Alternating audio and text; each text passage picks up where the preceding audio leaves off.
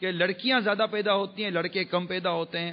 اور اس کی ایک شرح یہ بھی بیان کی گئی ہے کہ جنگ و جدل، جنگیں بہت ہوں گی، لڑائی بہت ہوں، قتل و غارت گری بہت ہوگی، خون ریزی بہت ہوگی. اور اس میں ظاہر ہے کہ مرد زیادہ مرتے ہیں، مرد زیادہ کام آتے ہیں، مرد ہی زیادہ مطلب کہ اس طرح حرکتیں مطلب کرتے بھی ہیں اور ان کے ساتھ واقعات بھی پیش آتے ہیں. تو اتنی کثرت کے ساتھ مرد دنیا سے اٹھ جائیں گے. اب ایک بم مارا چلے گئے. جنگیں ہوتی ہیں تو ان میں جو سامنے جو لڑائی میں جو لوگ ہوتے ہیں وہ مرد ہوتے ہیں. تو اتنے مرد دنیا سے جائیں گے کہ مرد کم رہ جائیں گے، عورتیں زیادہ رہ جائیں گی. ایک شرح یہ بھی بیان کی گئی ہے. دجال کا آنا، اچھا اس بڑے دجال سے جس کا روایتوں میں کثرت کے ساتھ بیان ہے، 30 دجال اور ہوں گے اور یہ سب نبوت کا دعویٰ کریں گے. حالانکہ سرکار صلی اللہ تعالی علیہ وسلم پر نبوت ختم ہوگا، کوئی نبی نہیں آئے گا. آپ خاتم النبیین ہیں صلی اللہ تعالی علیہ وآلہ وسلم، کوئی نبی نہیں آئے گا. اور یہ 30 دجال اور ہوں گے جو سب دعوی نبوت کریں گے. جیسے مسلمہ کذاب آیا، اسی طرح طلحہ بن خولد نام آتا ہے، اسود عنسا یہ نام آتا ہے. اس طرح ایک عورت نے بھی دعویٰ کیا تھا مگر وہ بعد میں اسلام لے آئی تھی. قادیانیوں کا گروپ ہے. تو یہ اظہار کرنے والے ابھی آ بھی چکے اور جو باقی ہیں وہ ضرور ہوں گے، یہ یاد رکھو، وہ ضرور ہوں گے. 30 ایسے دجال ہوں گے جو نبوت کا دعویٰ کریں گے. یہ اس بڑے دجال کے علاوہ ہیں.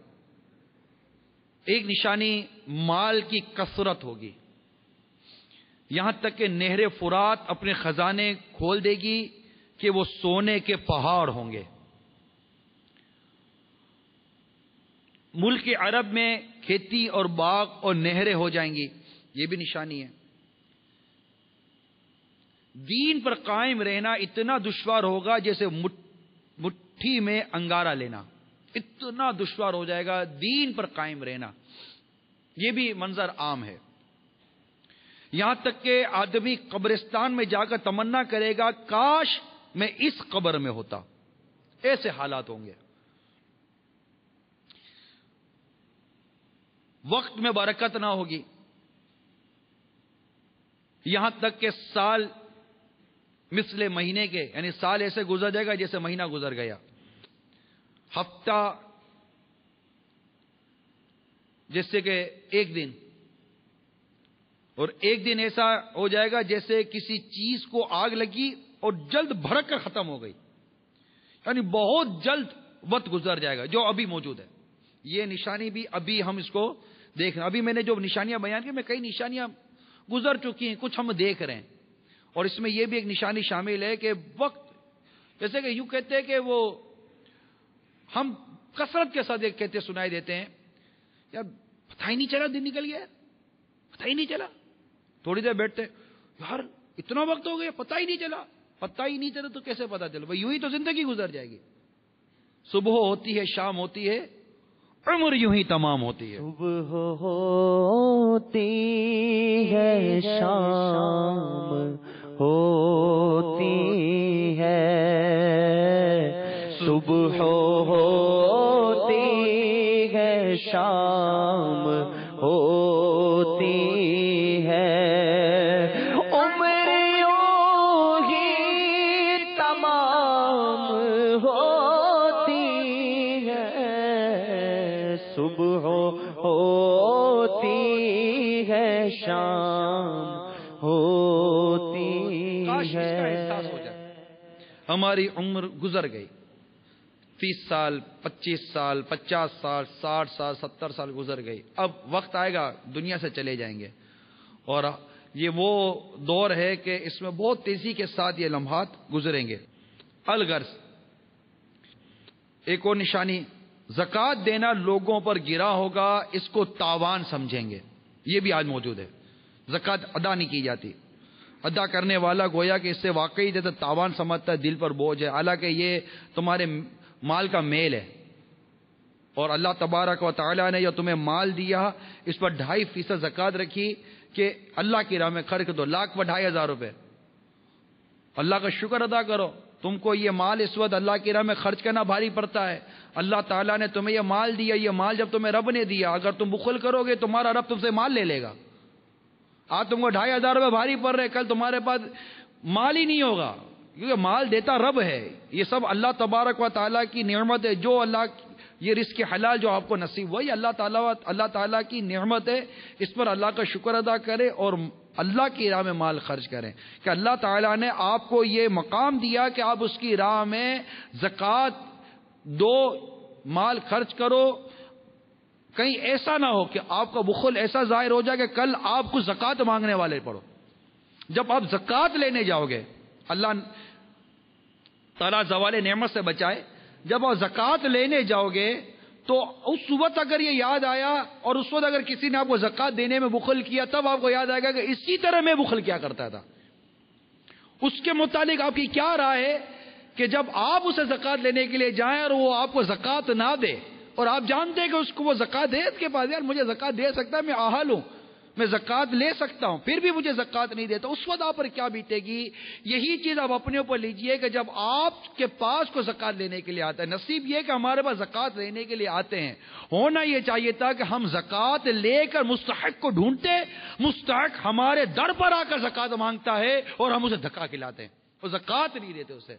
تم پر تمہارے رب کا حکم ہے کہ زکوٰۃ دو. احسان تھوڑی کرتے ہو، احسان اس مستحق کا ہے جو تمہیں ڈھونڈنے کی زحمت نہیں دیتا، تمہارے پاس آ گیا تو آپ اسے زکوٰۃ اپنی دیجئے اور اللہ کا شکر ادا کیجئے. یا اللہ یہ تیرا کرم ہے، یا تو نے مجھے اتنا مال دیا کہ میں اس مال کو تیری راہ میں خرچ کرنے والا بن گیا.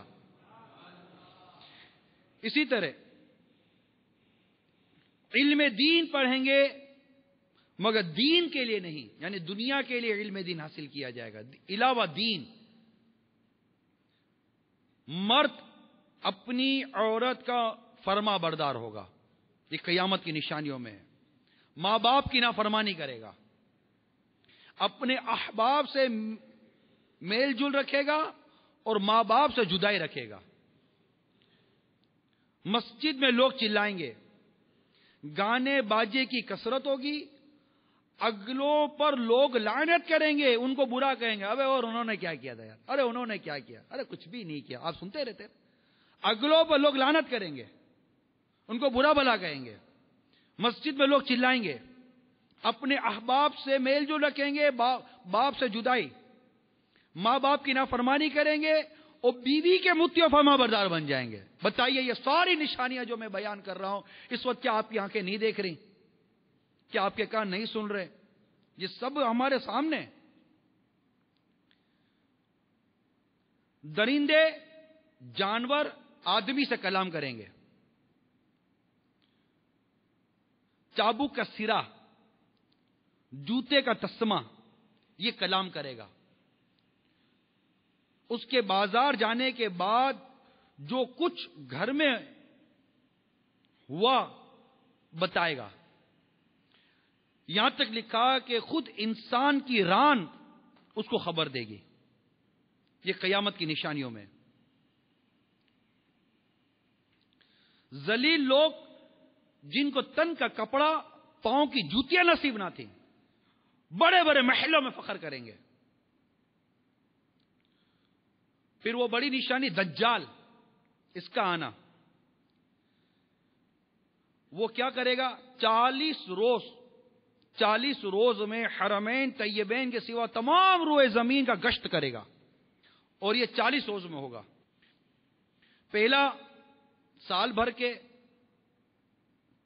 برابر ہوگا، دوسرا روز مہینے کے برابر، اور تیسرا ہفتے کے برابر، اور باقی 24 گھنٹے کے ہوں گے.